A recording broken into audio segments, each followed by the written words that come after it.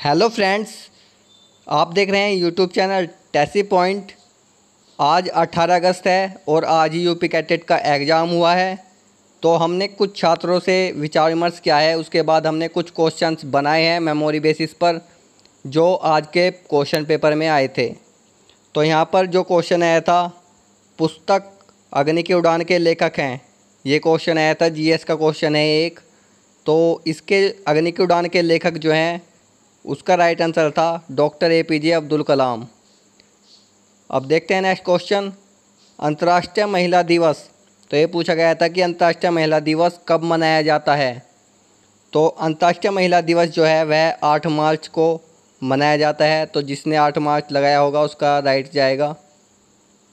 एक क्वेश्चन आया था, मेक इन इंडिया का लोगो है। तो ये बहुत ही सिंपल क्वेश्चन था। मेक इन इंडिया का लोगो जो है वह एक शेर है। तो जिसने शेर लगाया होगा उसका सही होगा। अब एक क्वेश्चन आया था, ग्रीन पीस इंटरनेशनल का मुख्यालय स्थित है। तो यह मुख्यालय एम्स्टर्डम नीदरलैंड में स्थित है।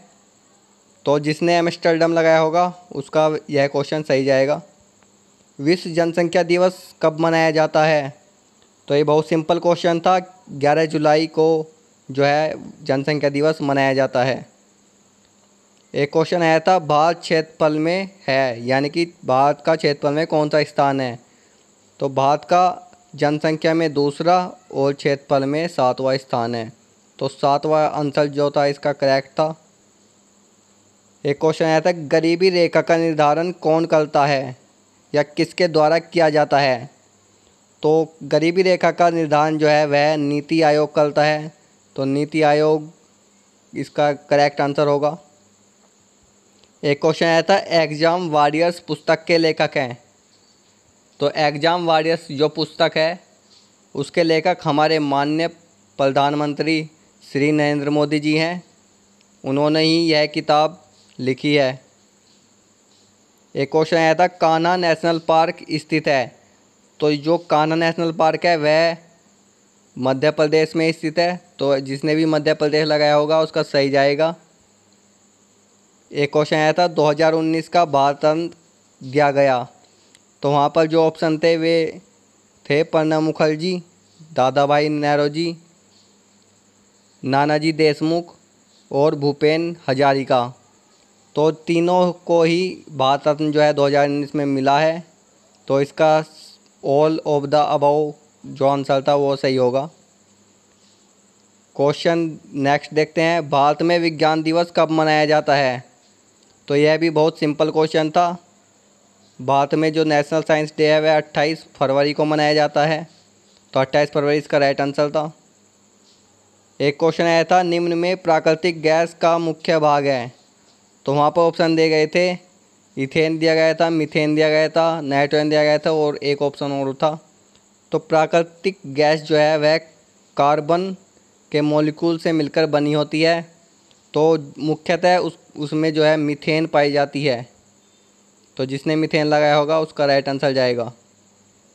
वर्तमान भारत में केंद्र शासित राज्य हैं।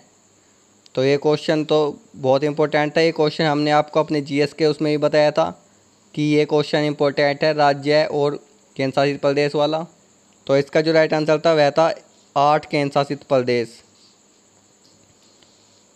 एक क्वेश्चन आया था, चरक संहिता चिकित्सकी किस शाखा से संबंधित है। तो यह बहुत सिंपल क्वेश्चन था। तो चरक संहिता जो है आयुर्वेद से संबंधित है। मानव विकास सूचकांक यानी कि एचडीआई सर्वप्रथम विकसित किया गया। तो एचडीआई जो है वह यूनिसेफ के द्वारा सर्वप्रथम विकसित किया गया था। तो यूनिसेफ इसका राइट आंसर होगा। अब देखते हैं नेक्स्ट क्वेश्चन, नागरिकता संशोधन कानून कब लागू हुआ। तो नागरिकता संशोधन कानून जो है वह बहुत ही पॉपुलर हो चुका है क्योंकि इसका बहुत ही ख़तरनाक तरीके से विरोध हुआ है। तो जो ये लागू हुआ है ये पारित तो 10 दिसंबर को लोकसभा से और 11 दिसंबर को राज्यसभा से पारित हो गया था। लेकिन ये लागू जो है वह 10 जनवरी 2020 को हुआ है। तो इसका जो राइट आंसर था वो था 10 जनवरी 2020। कीटों से प्राप्त नहीं होता है। तो एक क्वेश्चन था, कीटों से प्राप्त नहीं होता है, इसके हमें ऑप्शन नहीं पता चल पाए हैं।